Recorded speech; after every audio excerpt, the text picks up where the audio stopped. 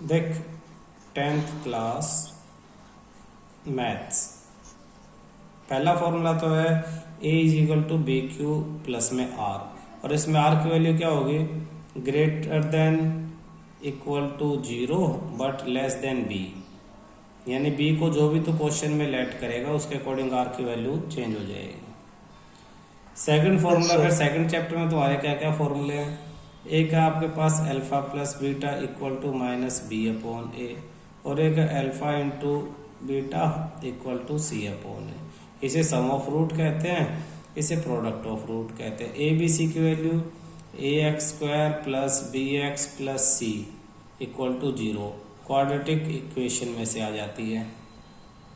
दूसरा एक फॉर्मूला ये है कि अगर आपको इसी में सेकंड चैप्टर में ही, ठीक है, कि अगर आपको सम ऑफ रूट्स दिए हों, सम ऑफ रूट्स यानी आपको दे दिए अल्फा प्लस बीटा, और आपको प्रोडक्ट ऑफ रूट दिए हों, प्रोडक्ट ऑफ रूट्स आपको दे दिए अल्फा बीटा, तो जो इक्वेशन होगी क्वाड्रेटिक इक्वेशन वो कैसे बनेगी, सीधा सीधा फॉर्मूला लगा सकते हो। इक्वेशन जो हो जाएगी वो हो जाएगी आपकी x square minus alpha plus beta x और प्लस में अल्फा इंटू बीटा, ये आपकी क्वाड्रेटिक इक्वेशन हो जाएगी।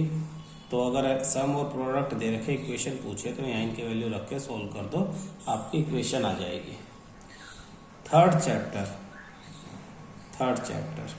थर्ड चैप्टर में दो लाइनें दे रखी होती हैं, a1x plus b1y plus c1 equal to 0, और दूसरी line a2x plus b2y plus में c2 इक्वल टू 0।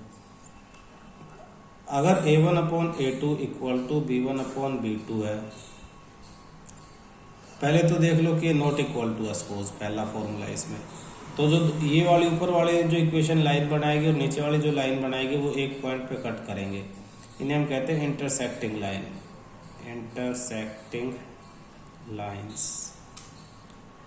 और एग्जैक्टली वन सॉल्यूशन, इन लाइनों का सिर्फ एक ही सॉल्यूशन होता है। दूसरा इसी का फॉर्मूला है कि अगर a1 upon a2 equal to b1 upon b2 equal to c1 upon c2 है, तो दोनों लाइनें एक दूसरे के ऊपर बिल्कुल कोइंसाइड करती हैं, तो इन्हें कहते हैं कोइंसिडेंट लाइंस, और इनके इनफाइनाइट मैनी सॉल्यूशन होते हैं, इनफाइनाइटली मैनी सॉल्यूशन, बहुत सारे इनके सॉल्यूशन होते हैं। और तीसरा क्या है कि अगर a1 upon a2 equal to है b1 अपॉन b2, लेकिन ये इक्वल नहीं है c1 अपॉन c2 के, तो ये दोनों लाइनें पैरेलल लाइन है, इन्हें हम बोलेंगे पैरेलल लाइंस। और पैरेलल लाइन में नो सॉल्यूशन, कोई इनका सॉल्यूशन नहीं होता, तो ऐसे ही दो लाइनें दे देंगे और तुमसे पूछ लेंगे।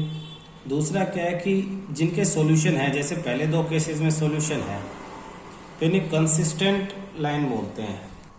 तो इन लाइंस आर कंसिस्टेंट्स, जिन लाइंस के सॉल्यूशन हमें मिलेंगे लाइंस आर कंसिस्टेंट, और जिनके सॉल्यूशन नहीं है, नो सॉल्यूशन, उन दोनों लाइनों को बोलेंगे lines are inconsistent, line inconsistent है। मतलब आपको दो इक्वेशन दे देंगे, बहुत ज्यादा ब्लर हो चुका है, तो क्वेश्चन पूछ लेगा बेटा, दो इक्वेशन दे देंगे और पूछ लेगा बताओ कंसिस्टेंट है इनकंसिस्टेंट है। तो कंसिस्टेंट में ये दोनों में से कोई भी फार्मूला सही हो तो कंसिस्टेंट है, यानी सॉल्यूशन हो, और अगर सॉल्यूशन है ही नहीं, तीसरे वाला फार्मूला अप्लाई हो रहा हो तो इनकंसिस्टेंट है। कैसे अप्लाई करेंगे, मैंने क्वेश्चन बताए थे, a1 अपॉन a2 निकाल लेंगे, b1 अपॉन b2 निकालेंगे, c1 अपॉन c2 निकालेंगे, फिर देखेंगे कि कौन से वाला सेट हो रहा है। ठीक है, solve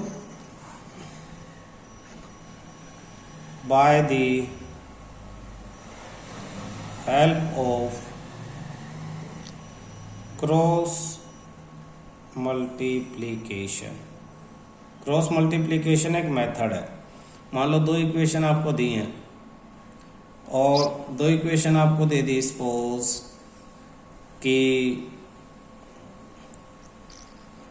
x minus 3y minus 7 equal to 0, और दूसरी दी है 3x minus 3y -15 equal to 0। तो आप लिखोगे x y और -1। और अब आप क्या करोगे,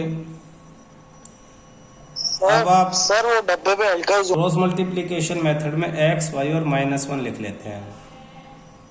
और इनमें से क्या करते हैं, ये जो b1 b2 की वैल्यू ये यहाँ लिखेंगे, यानी ये जो वैल्यू है ना b1 b2 वैल्यू निकालो। देखो a1 की वैल्यू 1 x के साथ 1 है, और a2 की वैल्यू x के साथ नीचे 3 है, b1 की वैल्यू ऊपर y के साथ -3 है, और b2 की वैल्यू नीचे y के साथ भी -3 है, c1 की वैल्यू ऊपर -7 है, और नीचे c2 की वैल्यू -15 है। तो क्या करेंगे हम, ये फार्मूला क्या है, x1 अपॉन b1 b2, फिर लिखेंगे यहाँ पे c1 c2, फिर लिखेंगे a1 a2, और फिर लिखेंगे b1 b2, और इन्हें क्रॉस मल्टीप्लाई, इसको इससे मल्टीप्लाई, इसको इससे, इसको इससे, इसको इससे, इसको इससे और इसको इससे। तो हमारा फार्मूला बनेगा x upon b1 into c2 b1 c2 minus b2 c1 equal to y upon c1 a2 minus c2 a1 equal to -1 upon a1 b2 minus a2 b1। इसे सीधा सीधा भी याद रख सकते हो, x upon B C X upon B C Y upon C A -1 upon A B 1 2 2 1 1 2 2 1 1 2 2 1 इस तरह से। अब इनकी वैल्यू जब हम डाल देंगे इनमें इक्वेशंस में, कैसे डाल देंगे, जैसे b1 की वैल्यू -3 यहाँ डाल दो और c2 की वैल्यू -15, यानी इन सब की वैल्यू इनमें से उठा के नीचे पुट कर लो। तो x की वैल्यू हमारे पास हो जाएगी x अपॉन x के नीचे b1 की वैल्यू -3 थी और c2 की वैल्यू -15 है, फिर माइनस का निशान ये वाला, b2 की वैल्यू -3 और c1 की value -7 -3 -7 equal to y upon y के नीचे c1 की वैल्यू, ये देखो c1 है ना पहले, तो c1 की वैल्यू -7, फिर a2 है तो a2 की वैल्यू है 3, फिर माइनस c2 की वैल्यू -15 और a1 है उसकी वैल्यू है 1 इक्वल टू -1 अपॉन a1 की वैल्यू 1 b2 की वैल्यू -3, देखो यहाँ b2 ये -3 माइनस में a2 की वैल्यू ऊपर देख लो 3 और b1 की वैल्यू ऊपर देख लो -3। इसे सिंप्लीफाई करेंगे तो x अपॉन में आ जाएगा 45 -21 और y अपॉन में आ जाएगा -21 + 15 और -1 के अपॉन में आ जाएगा -3 + 9। अब इन्हें अगर हम सोल्व करें या ऊपर कर लेते हैं तो x अपॉन 45 में से 21 जाएंगे तो 24, x अपॉन 24 और y अपॉन -21 में से 15 तो -6, तो हम लिख लेंगे y अपॉन -6। इसी तरह से हम लिखेंगे नीचे देखो -1 अपॉन 6 -1 अपॉन 6। अब हमें क्या है कि किसकी वैल्यू फाइंड आउट करनी है, मान लो x की करनी है, तो x वाले को इस लास्ट वाले से कंपेयर कर दो, x upon 24 equal to -1 upon 6 कर लो और y अपॉन -6 भी इक्वल टू -1 अपॉन 6 कर लो, यानी पहले वाले को भी लास्ट वाले के इक्वल रख दो, दूसरे वाले को भी। अब ये 24 उधर जाके मल्टीप्लाई हो जाएगा तो x equal to 24 multiply -1 upon 6, 6 बन जाए 6 4 जाए, x की वैल्यू -4। इसी तरह से ये उधर जाके मल्टीप्लाई तो y equal to -1 upon 6 multiply -6 minus से माइनस प्लस हो गया, 6 से 6 कैंसिल, y इक्वल टू 1। ये y का आंसर। तो इसे कहते हैं क्रॉस मल्टीप्लिकेशन। किन्हीं भी दो इक्वेशंस में x और y की वैल्यू निकालने के लिए हम इसका इस्तेमाल करते हैं। फॉर्मूला ये नीचे रहा, बना कैसे, ऐसे बना है क्या, ये रहा। डायरेक्ट फॉर्मूला याद कर लो, पेपर में स्पेशल आ जाएगा find the value of xi by method of cross multiplication. एक तो क्रॉस मल्टीप्लिकेशन हो गया सोल्व करने का, एक कंप्लीटिंग द स्क्वायर मेथड हो गया, पिछली वीडियोस में सिखाया कंप्लीटिंग द स्क्वायर मेथड, और एक क्वाड्रेटिक वो एक्स स्क्वायर वाले में। तो इस तरह के जब कंप्लीटिंग द स्क्वायर और क्वाड्रेटिक फार्मूला चैप्टर 4 में है। क्वाड्रेटिक फार्मूला ये किस में है? चैप्टर 4 में। तो ये क्वाड्रेटिक इक्वेशन एक्स स्क्वायर वाली इक्वेशन को सोल्व करने के काम आते हैं। एक्स और वाई को सोल्व करने के लिए आपके पास क्रॉस मल्टीप्लीकेशन है, सब्सटीट्यूशन है, एलिमिनेशन है, ठीक है। इस तरह के मेथड पे हम क्वेश्चन कर चुके हैं। चैप्टर 4 में एक मेथड था completing the square. Completing the square क्या मेथड था? दोबारा एक बार करवा देता हूँ। मान लो आपके पास 3x² - 5x + 2 है और आप क्या करना चाहते हो? आप x की वैल्यू निकालना चाह रहे हो। तो आप x की वैल्यू निकालना चाह रहे हो तो इसके लिए आप करोगे क्या? देखना,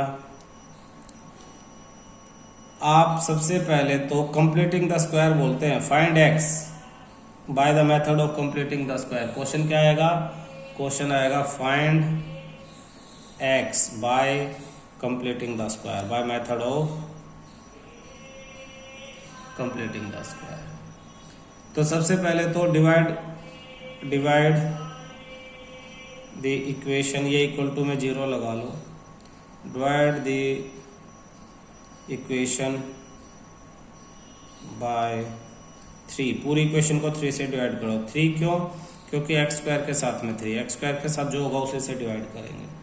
तो हो जाएगा 3x² - 5x + में 2 = 0, सबके अपॉन में 3। ये 3 से 3 कैंसिल, सिर्फ x²। हमें ये x² ही चाहिए। अगर यहाँ 5 होता तो 5 से डिवाइड करते, 10 होता तो 10 से। -5/3x + 2/3 = 0। अब आपको क्या करना है? स्पेशल काम करना है।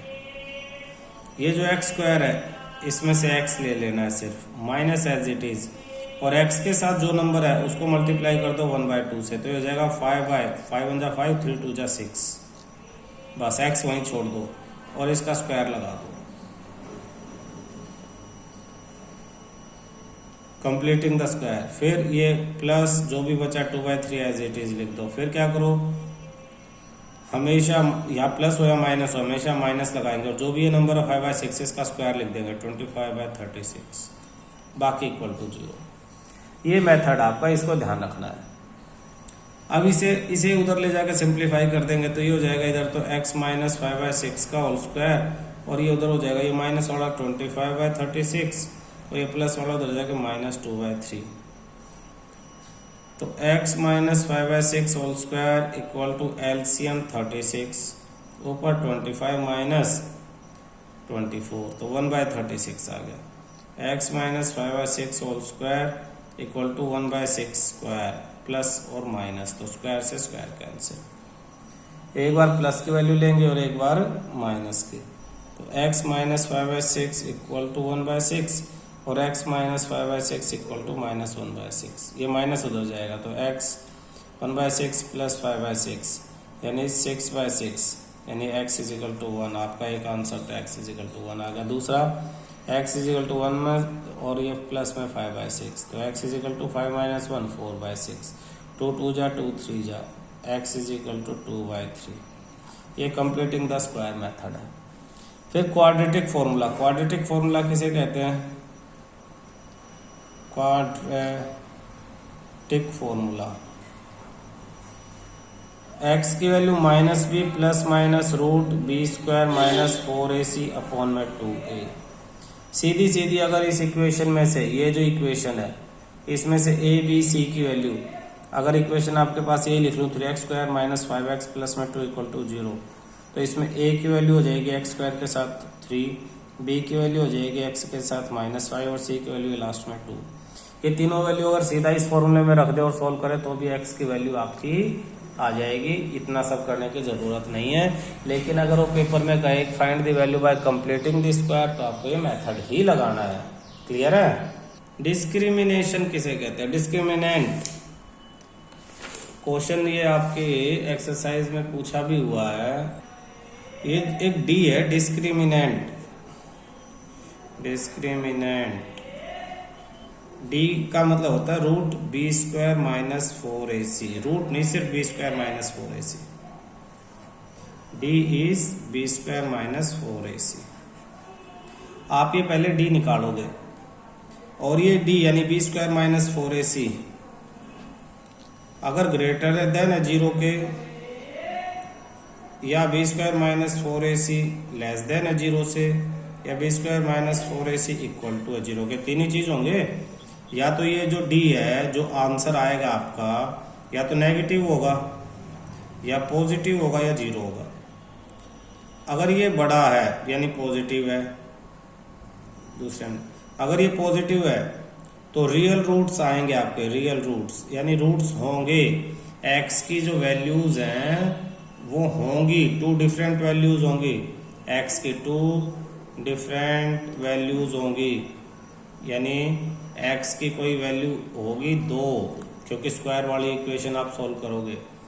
लेकिन अगर ये छोटा नेगेटिव है तो हम इसे लिखते हैं no real roots, no real roots, no values of x की कोई वैल्यू नहीं होगी, नो,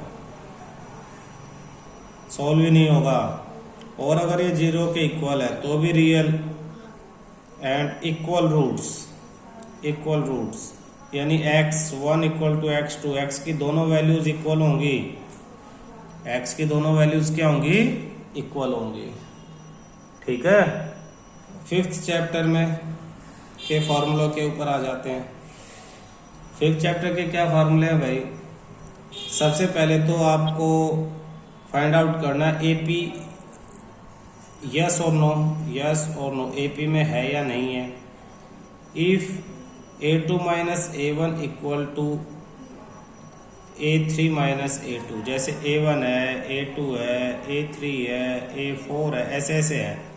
अगर a2 माइनस a1 और a3 माइनस a2 इक्वल है तो यस AP में है ये लाइन, और अगर नहीं है तो नो, पहला फॉर्मूला। दूसरा d निकालने का, डिफरेंस, कॉमन डिफरेंस d को क्या बोलेंगे, कॉमन डिफरेंस d। क्या फॉर्मूला, दूसरी में से पहली वाली को माइनस कर दो, यानी a2 minus a1 formula common difference का। फिर an का nth टर्म निकालने का, a plus n minus 1d। फिर sn निकालने का, sn sum of nth term, sum of n terms, n terms का sum, n/2 2a plus n minus 1d। और Sn का एक और फॉर्मूला है n/2 a plus l, a मतलब फर्स्ट टर्म, l मतलब लास्ट टर्म, n तो पता है total number of terms, n का मतलब टोटल नंबर ऑफ टर्म्स। तो ये दो फॉर्मूले हैं, जो चीज़ें आपको पता हो, जैसी पता उसके अकॉर्डिंग आप इन्हें लगा सकते हो। चैप्टर 7 कोऑर्डिनेट ज्योमेट्री के फॉर्मूले लिखे हैं। इसमें पहला फॉर्मूला तो आपका डिस्टेंस फॉर्मूला, डिस्टेंस फॉर्मूला।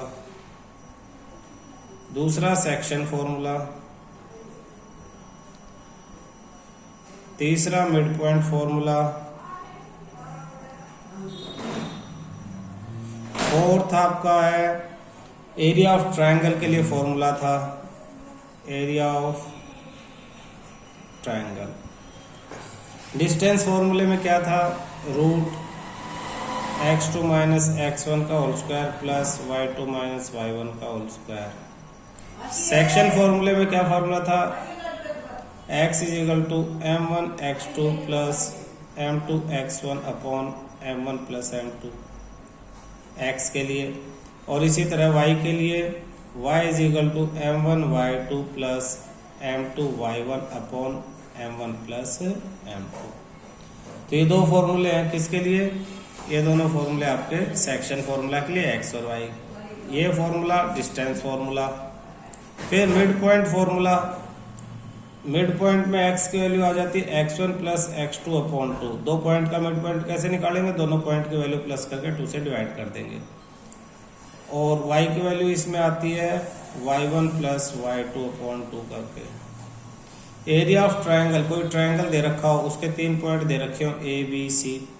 ये मान लो x1 और y1 दे दिया, इसे आप x2 और y2 दे दोगे, ये x3 और y3 दे दिया, और ट्रायंगल का एरिया निकालना है। तो आप क्या करोगे, तो आप देखोगे कि आप पहले लिख लो x ब्रैकेट प्लस फिर x फिर ब्रैकेट, ये x1 लिखो फिर 2 लिखो फिर प्लस में x3 और फिर ब्रैकेट लिख लो और बड़े ब्रैकेट लिख लो और बाहर लिख लो 1/2। ये एरिया का फार्मूला है, एरिया ऑफ ट्रायंगल का। हाँ भाई, तो क्या लिखा है एरिया ऑफ ट्रायंगल में? एरिया इक्वल टू 1/2 बड़ा ब्रैकेट x1 छोटा ब्रैकेट प्लस में x2 फिर छोटा ब्रैकेट प्लस में x3 फिर छोटा ब्रैकेट, अंदर लिख लो y minus Y, y minus Y, y minus Y. इनके नीचे नंबर लिखने हैं। 1 के बाद आता है 2 फिर 3, 2 के बाद आता है 3 और 3 के बाद फिर 1 के पास चले जाओ, 1 2 3 लिखने हैं। 3 के बाद क्या आएगा? 1 आएगा और 1 के बाद क्या आएगा? 2 आएगा। तो इस तरह से ये आपका एक फार्मूला आ गया एरिया ऑफ ट्रायंगल। अब एक बात ध्यान रखना, if area of triangle is 0, आप ये फॉर्मूला लगाते हो और आपको पता लगता है ट्रायंगल का एरिया 0 आ रहा है, इसका मतलब तीनों point A, B and C lie on a straight line, ये एक स्ट्रेट लाइन पर प्रेजेंट हैं, इसलिए एरिया क्या आया आपका? 0 आया। ठीक है, वो पूछ लेंगे कि प्रूव करो कि ये पॉइंट स्ट्रेट लाइन पे है या नहीं, चेक करो। तो इस तरह से आप निकाल के कर सकते हो। ठीक है, इसके बाद हमने चैप्टर 8 किया था ट्रिग्नोमेट्री। ट्रिग्नोमेट्री के फॉर्मूले क्या हैं? Sine theta cos tan, sine cos tan, cot sec और कोसेक, इन्हें लाइन से याद रखो।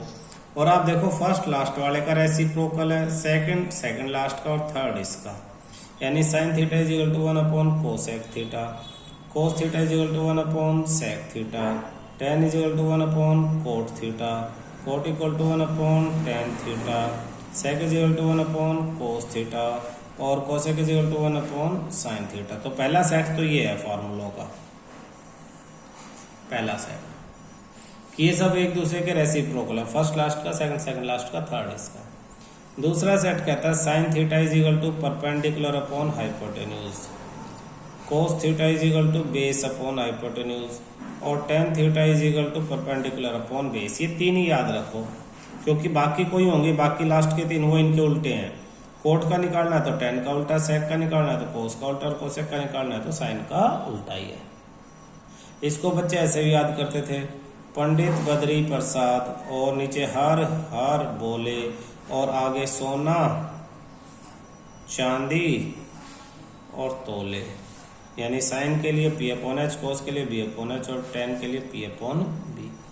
क्या बताया? पंडित बद्री प्रसाद हर हर बोले और सोना चांदी तोले।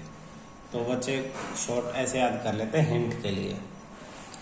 तो ट्रिग्नोमेट्री में रेसिप्रोकल है, ये फॉर्मूले हैं। इनके अलावा ट्रिग्नोमेट्री में एक फॉर्मूले ये हैं, sine 90 minus theta cos theta होता है और cos 90 minus theta sine theta होता है। तो इसके लिए भी आप लाइन से याद करो, साइन कोस, जैसे ये लाइन करवाई थी मैंने, sine cos tan, cot sec और कोसेक, इन दो का जोड़ा बढ़ जाता है। तो ये उसका आंसर, वो इसका, ten 90 minus theta cot theta हो जाएगा और कोट 90 माइनस थीटा हो जाएगा टेन थीटा, दो की पेयर बन गई। सेक 90 माइनस थीटा हो जाएगा कोसेक थीटा और कोसेक 90 माइनस थीटा हो जाएगा आपका सेक थीटा, ये दो की पेयर बन गई। दूसरा स्क्वायर वाले पे भी कुछ फॉर्मूले हैं आपके, क्या है? Sine square theta plus cos square theta equal to 1। फिर एक है tan square theta plus 1 equal to sec square theta. फिर cot square theta plus 1 equal to cosec square theta. याद कैसे किया इसे? आप लिखो सबका, sine square theta, cos square theta, tan square theta, cot square theta, sec square theta और cosec square theta.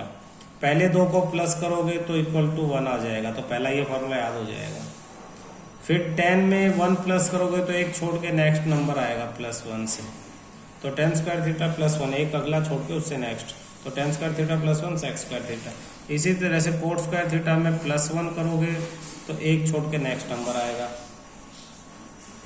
तो एक छोड़ के नेक्स्ट क्या आएगा, tan cot square plus 1 cosec square आ जाएगा, cot square plus 1 cosec square आ जाएगा।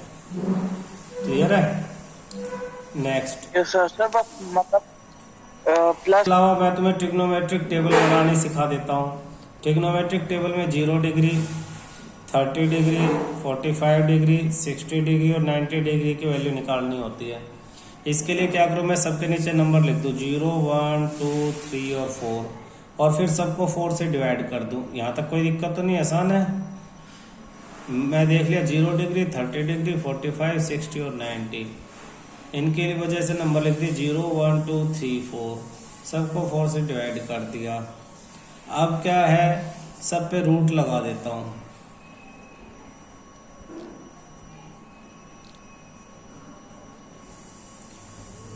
तो ये तो पूरा 0 ही हो जाएगा, सिंप्लीफाई कर लेंगे 0। इसे 1/4 है, 1 रूट से बाहर आएगा तो 1 हो जाएगा और 4 रूट से बाहर आएगा तो 2 हो जाएगा, तो 1/2। 2 1 जा 2 2 जा, 1 तो रूट से बाहर आके 1 रहेगा, 2 रूट से बाहर नहीं आ पाएगा तो अपॉन में √2, तो √3/4 रूट से बाहर आ जाएगा, 2 हो जाएगा और 1। ये किसकी वैल्यू है, साइन थीटा की, यानी साइन 0 डिग्री की वैल्यू 0, साइन 30 की वैल्यू 1/2, साइन 45 की वैल्यू 1/√2, साइन 60 की वैल्यू √3/2 और साइन 90 की वैल्यू 1।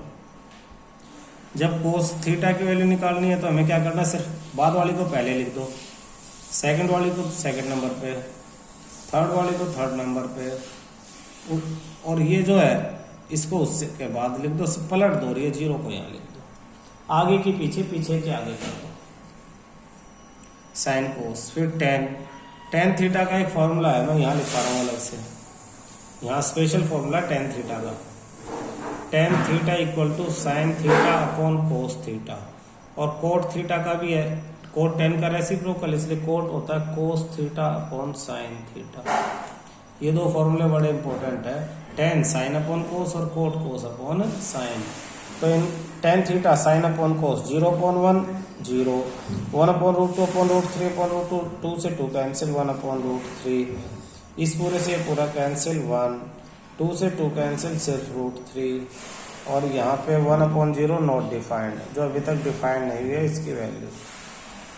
ये 3 के करवा दिए साइन कोस टेन। इसके ज़्यादा अगर किसी का है तो रेसिप्रोकल, जैसे कोसेक है, साइन का रेसिप्रोकल हो जाएगा, कोसेक 30 साइन 30 1/2 है, इसका रेसिप्रोकल हो जाएगा। ठीक है।